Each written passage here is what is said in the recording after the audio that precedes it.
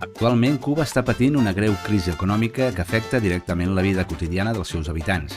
Aquesta situació es deu principalment a 3 factors: les sancions dels Estats Units, la crisi de Venezuela. Aquest país sud-americà, principal proveïdor de petroli de Cuba, ha reduït dràsticament els enviaments de cru, agreujant la manca de combustible. A més, els problemes interns que té l'Estat. Degut a l'escassetat de combustible, per racionar-lo, el govern ha establert dies específics per l'abastiment de cada vehicle i una quantitat màxima de litres per persona. Això provoca cues de quilòmetres a les gasolineres. Dejan poner 40 litros. 40 litros. Ya te digo, aquí puede estar 6, 7 horas y cuando llegaste y se acabó.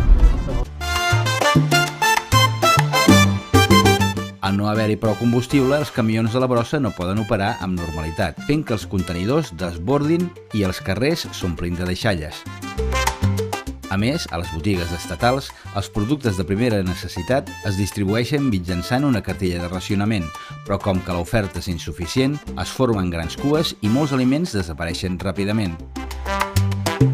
I la pregunta és, això afecta el turista? Curiosament, aquesta crisi afecta principalment la població local, però no tant els turistes, que continuen tenint accés a serveis i productes que escassegen pels cubans. En el tema de seguretat, així com antigament no hi havia cap problema per anar pel carrer sol per la nit, en aquests moments no es pot dir el mateix, i hi ha cert perill. No obstant això, en els últims anys s'han produït alguns canvis positius. Ara els cubans poden passejar i interactuar lliurement amb els turistes i se'ls ha permès obrir petits negocis privats com restaurants i hostals, cosa que abans estava prohibida.